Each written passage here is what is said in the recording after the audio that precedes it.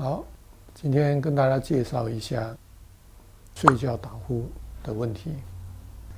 那90%以上睡觉打呼比较厉害的人，他躺下去睡觉的时候呢，嘴巴会张开来呼吸。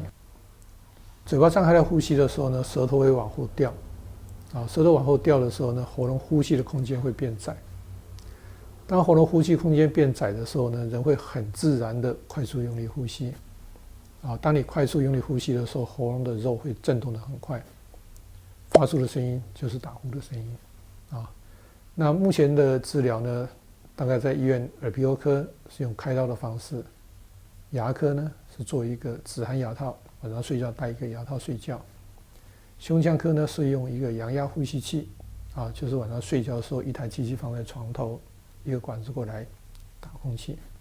那这些呢都是所谓的症状治疗。症状治疗。那我今天呢大概跟大家介绍一个主动式根本治疗的方式。当你把打鼾的原因解决了，晚上睡觉没有打呼了，你就不用去治疗。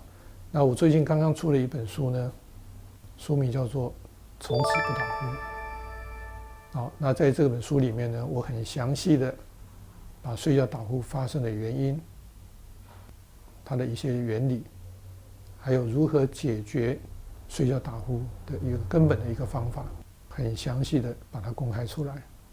那你只要照着这个方法勤快的练习，晚上睡觉的时候呢，能够嘴巴闭起来，舌头放在一个正确的位置，基本上80%的睡觉打呼呢就可以解决。